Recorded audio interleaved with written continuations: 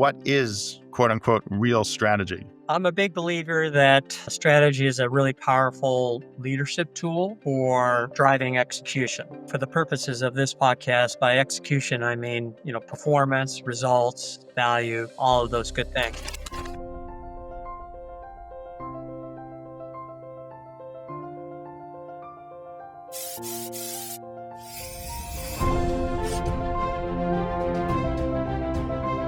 Hi, I'm Matt Egol, host of the CX and Culture Connection, the podcast for leaders looking to drive impact by focusing on customer experience and culture together. I'm excited to be here today with Ken Favaro, who's a longtime friend and we were partners together at Booz & Company before it was acquired by PwC.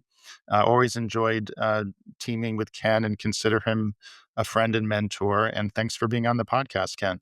Thank you, Matt. It's an honor to be part of your podcast, and I have fond memories of our work together in the past, and I'm really enjoying our current work together. Thanks, Ken. I want to start us out just letting the audience know that I did a review of your excellent book, Real Strategy, which they can find on the JourneySpark website and check it out on Amazon. And I thought I'd get us going by asking you what motivated you to write the book, Real Strategy, and what is, quote unquote, real strategy? Yeah.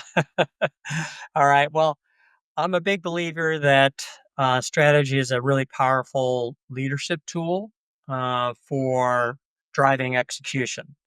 For the purposes of this podcast, by execution, I mean, performance, results, value, all of those good things.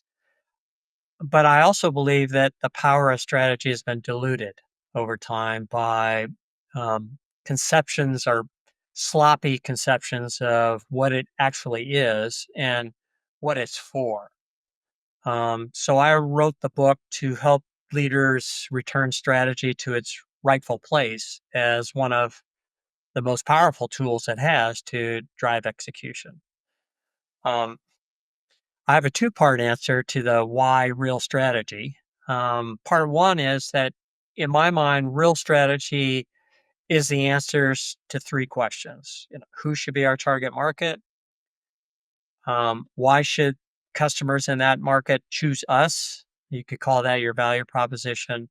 And thirdly, what capabilities do we need to have as a company that makes us better at delivering our value proposition to our target customer? In my book, if you have answers to those three questions, you have a strategy. That's real strategy. I should point out, by the way, that that's for a single business enterprise. If your company has multiple business, then your strategy for the company overall has to answer three different questions. The first one being, how do we contribute to the earnings power of our businesses? What are the capabilities that we need in order to make that contribution to our businesses? And lastly, what businesses fit best with those capabilities and the way in which we add to the earnings power of our businesses? So in each case, it's three questions. I should also point out, which I do in the book, that I don't really care how leaders define strategy at their company. All that I care on their behalf is that they're able to answer those three questions. Define it any way you want, as long as you can answer those three questions. Yeah, and in the book, you've got, I think it's 65 questions, which ladder up, and you've grouped them thematically. But those three questions you just asked are really the litmus test of whether you have a clearly defined or real strategy. And all the other questions really have to do with clearing up confusion, misconception of how strategy fits with other things. Yeah. And so that's part one. I mean, part two is a bit tongue in cheek, is that real strategy is the opposite of fake strategy. And by that, I mean that, fake strategy is anything that leaders say is their strategy, but which doesn't answer those three questions. So vision, mission, purpose, goals and priorities, diversification strategies or focus strategies, or our priorities, or M&A, or divestiture, or vertical or horizontal integration, or splitting up, or what have you. Um, those don't answer those three questions. All of those are derived from your strategy, as I've just defined, but they don't answer those questions. And so that's what I call fake strategy.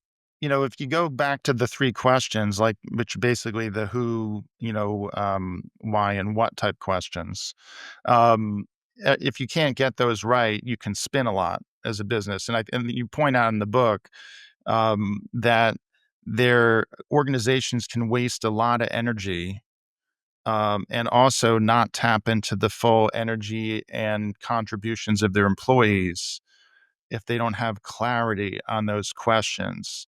It's the same age-old thing that, like, culture can eat strategy for breakfast. Is if you don't get clarity, then you just waste a ton of energy.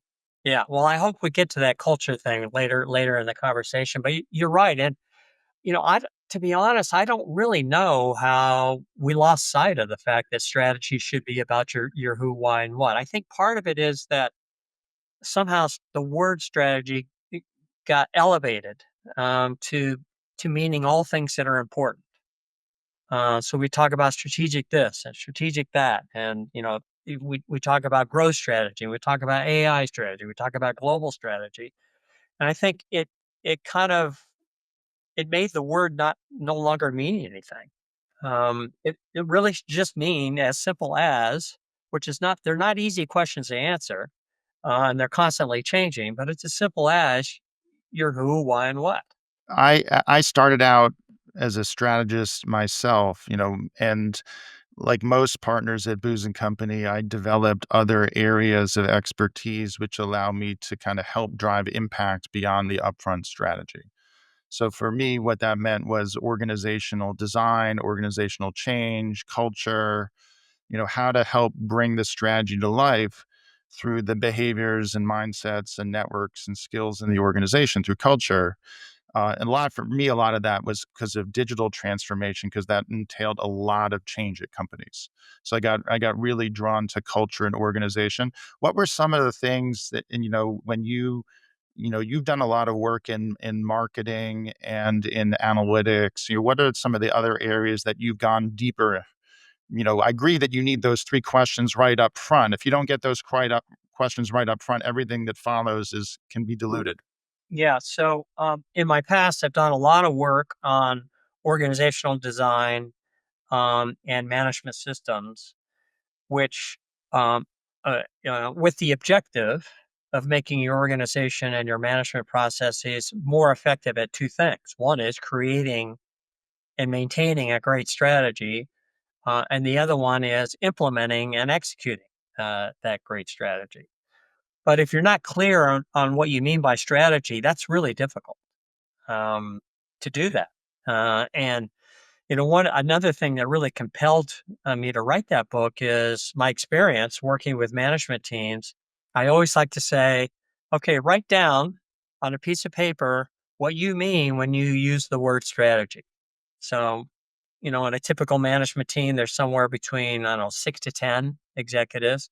And then I march around the table and I say, tell me what you wrote down. And it's all over the map. I guarantee you, if I did this with any one of these so called strategy consulting firms and took 10 random partners, same result. Um, I've done it at two leading business schools, the top two business schools. They've graduated. I asked them, 10 of them, tell me what strategy is, 10 different answers. So, how do you design? How do you get alignment with your management team around how your organization should be designed, how your management processes should be designed in order to be more effective at generating great strategies and implementing them. Yeah, well, one of the phrases I love that you use repeatedly in your book is that leaders need to quote do the work to build alignment on their strategic choices, and also to link strategy and culture to nurture the culture.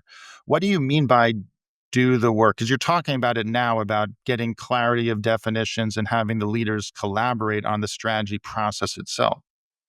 So, really, what's behind that is my view that strategies are like children, meaning you never love someone else's as much as your own. And why is that? It's because you conceive them.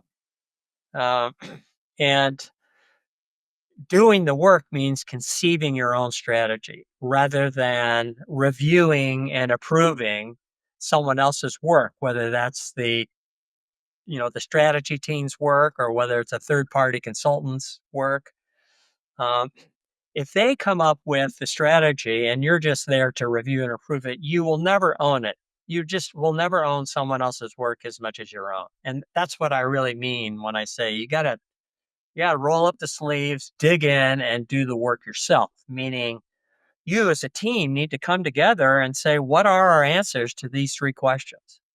Um, and do the hard work of challenging whether or not they, at the end of the day, add up to a great strategy or not. You know, often when um, I work with clients, or when we work with clients at JourneySpark on like customer experience strategy, and this is an example of using the word strategy in a way that's more narrowly focused, like you talk about brand strategy, operation strategy, customer experience strategy, et cetera, et cetera. That only works if you can ladder up to a clear strategy overall.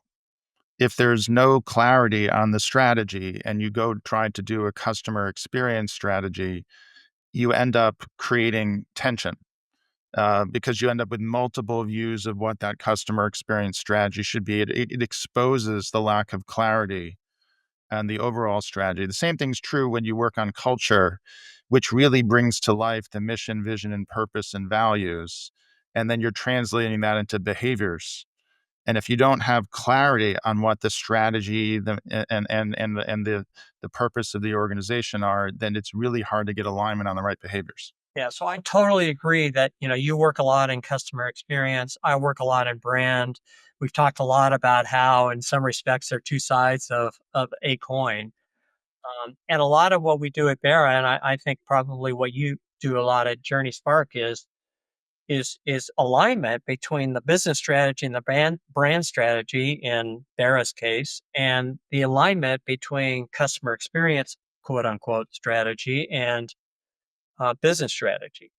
But if you don't have clarity around the business strategy, how do you do that? Yeah. I'm going to bring us a step back for the audience and like give you a chance to tell us a little more about Barra.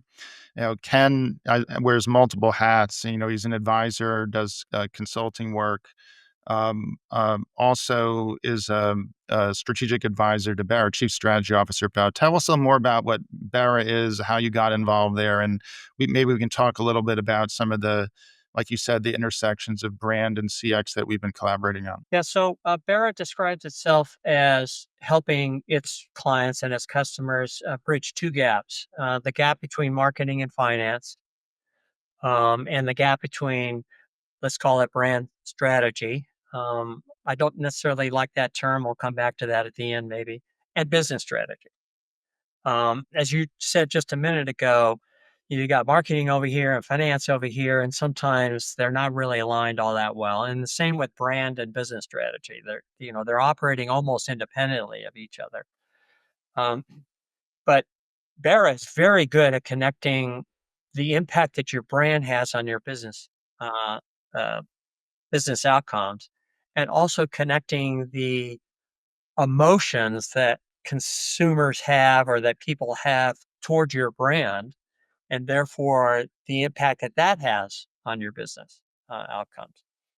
One of the things I've learned working with you is that it's not just about how it's not just the emotions that people have about your brand.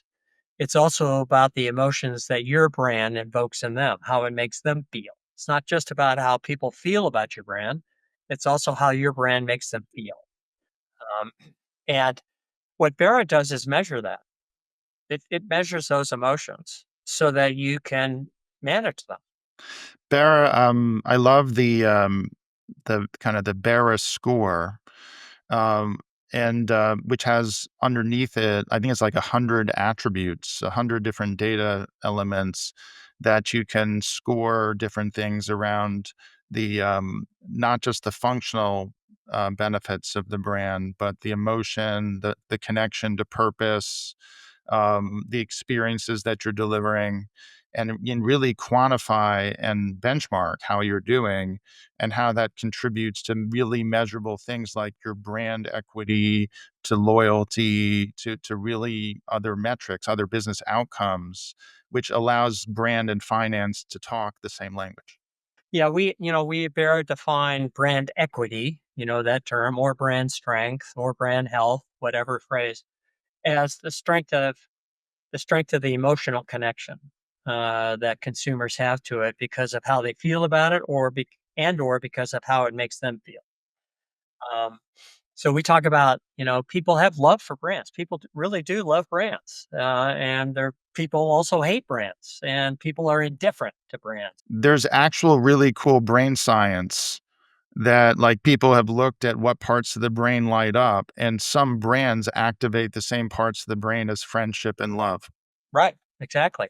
Um, and you can measure that if you have the right metrics. You can actually quantify that emotional connection, whether it's love or hate, or in being intrigued or being indifferent, and that determines brands their predisposition towards your products and services, which is why brand affects business outcomes. So what Ken and I are talking about right now is about experience as a winning marketing strategy, about how your brand strategy is not just building the identity of the brand, but you're actually trying to reinforce experiences that reinforce an emotional connection with the brand, which is how CX and brand are two sides of a coin. Let's take a quick minute break here to look at a reel I have about some of the mastermind groups that we're launching, including one on experience as a winning marketing strategy with my friend Randy Rothenberg, and then we'll come back in a minute to continue the conversation.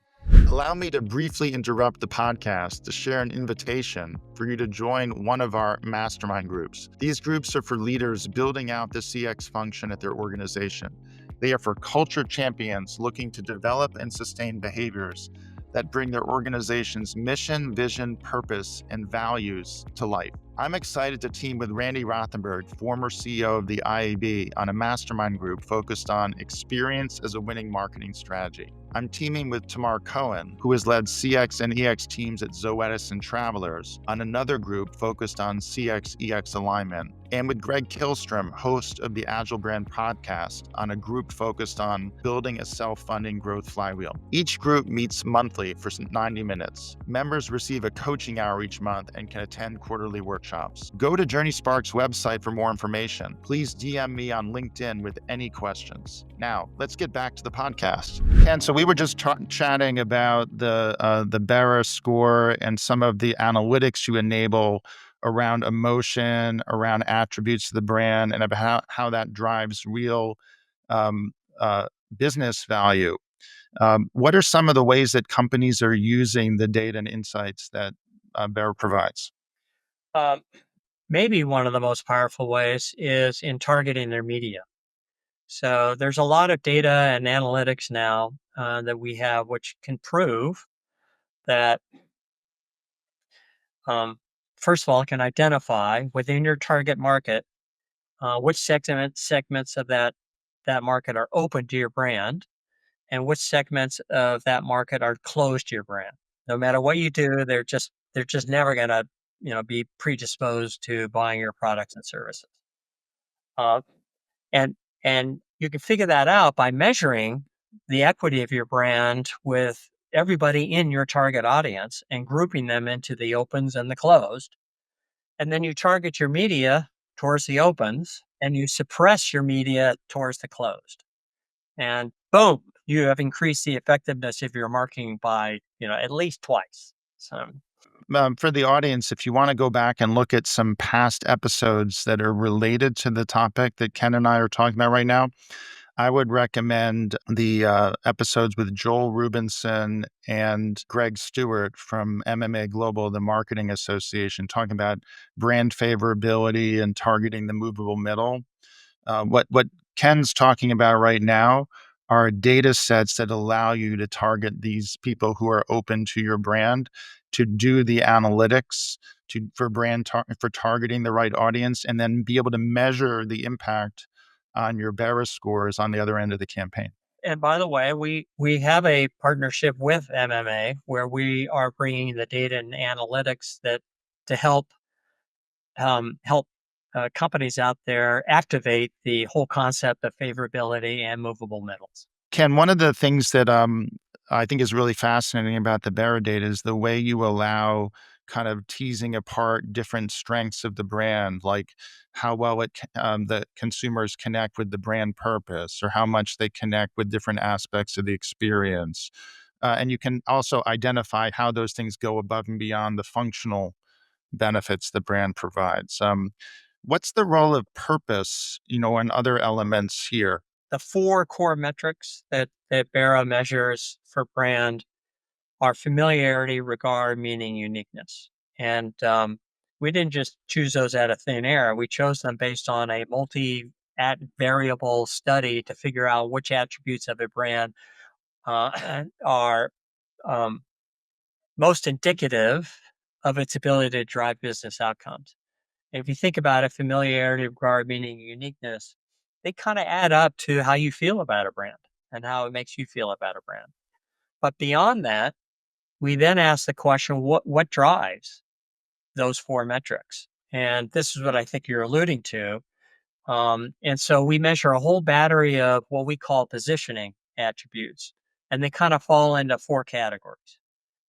Purpose attributes like, do you have a point of view? Do you innovate for society? Are you inclusive? That's what we mean by purpose attributes. And then there's what we call the emotional attributes. Are you cool? Are you trustworthy? Are you exciting or glamorous or rugged or competent or sincere? And then we have the functional and experiential attributes, which are the more tangible aspects of the experience that you have with a brand. What's really interesting in that is that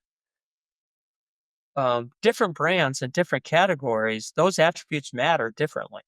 And so if you want to build those four core metrics, you need to understand for your brand which positioning, emotional, functional, experiential attributes are most important to driving those four core metrics.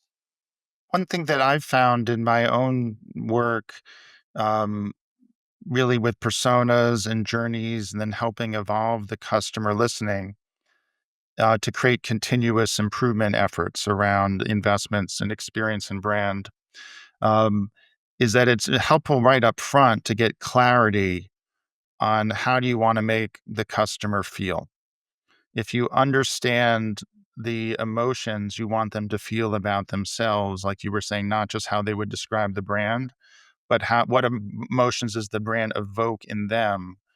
It has a lot more. Uh, it's more helpful in designing the experience, but there's a whole lot of other things that unlocks can. One is that um, when the employee behaviors are also what evoke those emotions. Totally So agree. Yep. yeah. So whether any frontline intensive business, whether it's retail, hospitality, healthcare, financial services, even customer success and software, you're people interacting with other people. We're human beings, and behavior evokes emotion. And if you don't know what those, by the way, those emotions are what create the peaks in the customer journey.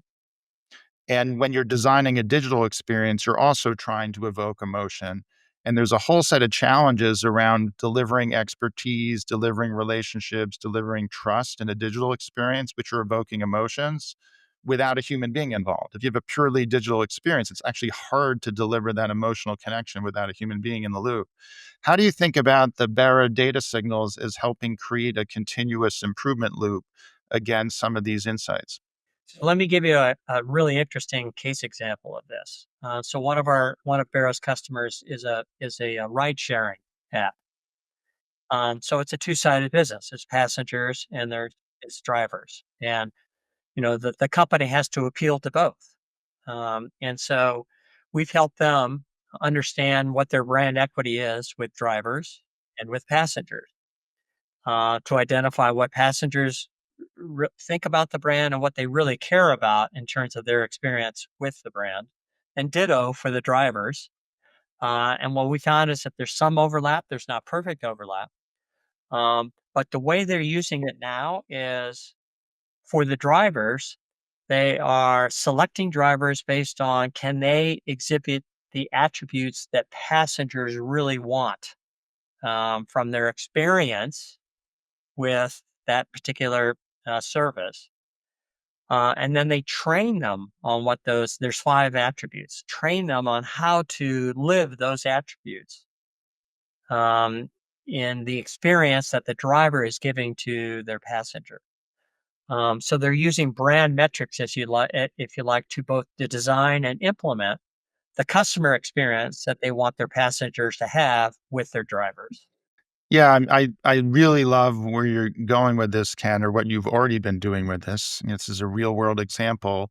What I find is if you identify the behaviors that evoke the right emotions, you can create what my friend Lou Carbone calls clue consciousness, right? Where your employees are aware of the experience they want to create, they can spot it.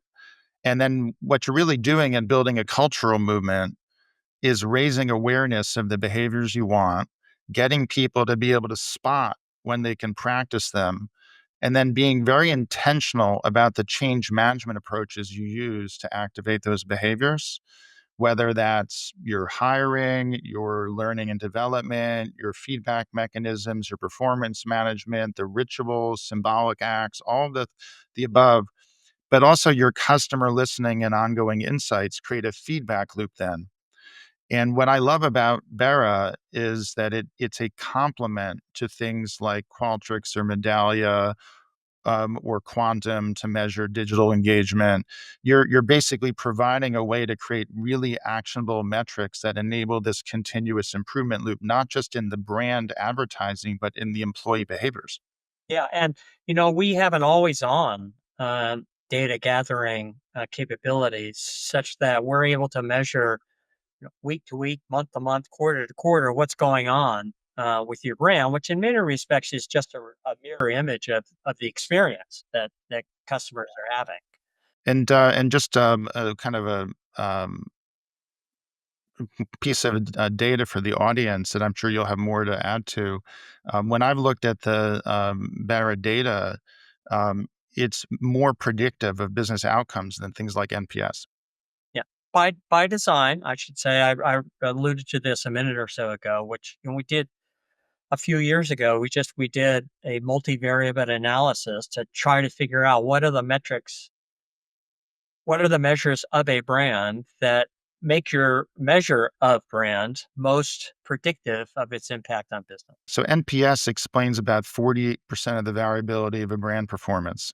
What you've done is analyze the drivers of performance to close the gap. Yeah, there's many issues with NPS. I know many people out there love NPS, but I'm not trying to convince you otherwise, but there are many issues with them. One of which is you can only use it for your customers. You cannot use it for prospects. Um, and brand measures both.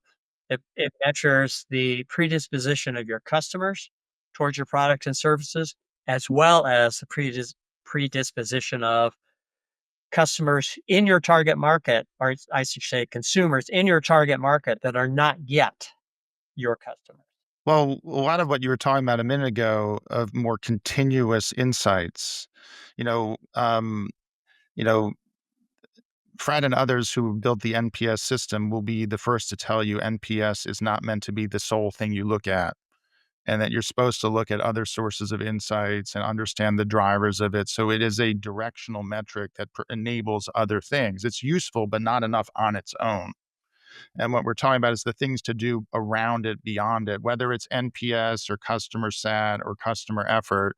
A golden metric like that is just one metric. You don't run a business on a single number.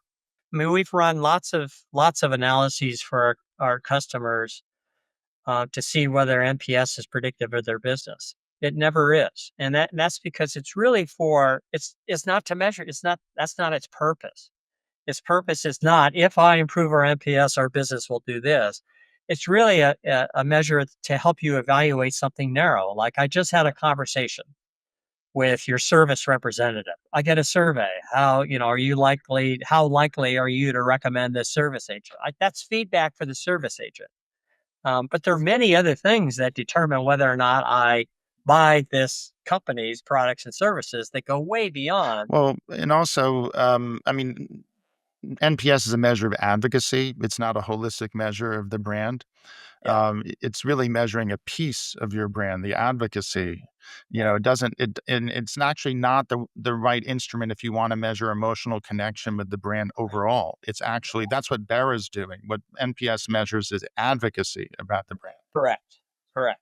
Bottom of the funnel. Mhm. So, Exactly. yeah, So if you have buy, own, advocate, it's at that third stage of the customer journey. It doesn't actually, it's less built for purpose for the buy and own stages of the customer journey, or upper funnel, lower funnel, if you want to right. use the marketing funnel. Um, so earlier in the conversation, we were talking a little bit about, I brought up the phrase, um, culture eating strategy for breakfast. You talk in the book, and actually, I use this as a quote in my book review about culture going beyond enabling strategy to become an integral part to strategy and strengthening it. What do you mean by that? So the thinking behind that, first of all, is that it's kind of obvious, but I'll state it anyway. Every culture has its strengths and weaknesses, right? So, for example, commercial banks are really, they have really strong risk containment cultures, whereas investment banks have really strong risk taking cultures. So those are very different values and behaviors. And another example is, traditional pharma companies have very strong innovation cultures, whereas generic drug companies have a very strong cost containment cultures. Virgin Atlantic, they have a really strong, lighthearted, fun-loving culture, whereas Southwest Airlines is all about their culture is all about get you there as fast and as cheap as possible. So when I say integral to strategy, what I mean is taking into account your cultural strategies, strengths and weaknesses when you are making your strategy choices. So it's why universal banks are never number one in both commercial and innovation in investment banking. It's why pharmaceutical companies that have bought generic drug companies fail every single time. They made a strategy choice that was divorced from the strengths and weaknesses of their culture. Um, we have a fun-loving, uh, lighthearted culture that tells us what kind of airline customers we should be targeting. Your culture is helping you make better decisions for your who, why, and what. That's right. And that's what I mean by integral to strategy. What I mean by so what you don't want to do is decide your strategy and then determine, okay, well, how do we enable it with our culture? Well, Um, what you're highlighting here is kind of core to the title of the podcast and my book, The CX and Culture Connection, right. which is that you need to address them together to get the value. Yeah. I mean, I'm a believer that there are people who will disagree with me with this, but having worked with big companies, having run companies, I'm a big believer that culture gets largely set at the very beginning and it becomes part of your DNA and it's really hard to change. So you have to be very conscious of what your strengths and weaknesses are while you're designing your customer experience, for example, in your case, while you're designing a strategy in the case of, the book, Real Strategy. One thing I'll share with the audience, if you want to go more deeper on this topic, is we have a diagnostic toolkit at JourneySpark called the Value Accelerator. And it's got a strategy module, a culture module, and a voice of the customer module. The culture module helps you understand, are we more like this or more like that? So there's a bunch of slider questions like Ken just mentioned. Are you more risk averse or more risk taking? That's one of the questions. So you can diagnose what your culture is today. And essentially that becomes an input into strategic choices around your customer experience and overall strategy. And then you can be much more focused about how to evolve your culture, because you're not going to take out a clean sheet of paper and design a culture. You're going to make choices about where to focus, and then you're going to build on what you have and stretch it. And Ken talks about stretching your strategy. The same thing's true of your culture. Right. Yeah, and you just have to be very careful about that.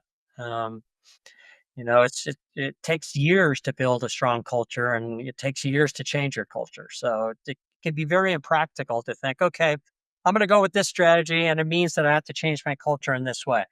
That's an impractical strategy. It takes a lot of sustained leadership effort, just like strategy. The same thing's true of culture. Um, Ken, it's been really fascinating conversation. Are there any, closing thoughts you have about the book or anything else that you want to share with the audience before we wrap things up? If I may indulge myself, I'd like to kind of maybe close this off with two key points from the book, Real Strategy, that I think go to the implications that real strategy has for leadership and management. So just 2 points. One, it's impossible to have great execution without having a great strategy. There's no such thing as I'd rather have great execution with a mediocre strategy than the other way around. You have to have a great strategy in order to have great execution. That doesn't mean that if you have a great strategy, your execution is guaranteed. Don't get me wrong on that. But more times than not, when I see companies struggling with execution, it's because their strategy is off. It's because all the downstream decisions if you don't have clarity up front, how do you expect people to be empowered and make decisions in a federated way if there's no clarity up front? I don't care how good your operators are, you just cannot make up for poor choices, as you say, upstream. That's closing point number one. Closing point number two, and now I have my little teacher hat on, I guess, is that there's no such thing as a growth strategy. There's no such thing as a global strategy. There's no such thing as an AI strategy. There's no such thing as a China strategy or any other modifier. There are only two valid modifiers of the word strategy in a business context. One is business strategy. We have a business strategy, and everything else flows from that. Or multi-business strategy if we're a multi-business enterprise. Um, and everything flows from that. We have plans, we have business models, we have priorities, we have actions, we have goals, we have targets, but they should all reflect your business strategy and or your multi-business strategy. Ken, this has been a lot of fun. I know you've sparked a lot of great ideas for me, and I'm sure you have for the audience as well. If people want to get in touch with you, should they do that over LinkedIn, on the BERA site, some other way? What's the best way for people, or your LLC? What's the best way for people to reach out? It might be easiest for people to remember Ken Favaro work, all one word, all lowercase, at gmail.com. Please feel free to email me there. And I value being very responsive. So you'll get a response one way or another. So, Thanks so much for your time today, yeah. Ken. I always enjoy our conversations. Thank you, Matt. Look forward to working with you more. Likewise.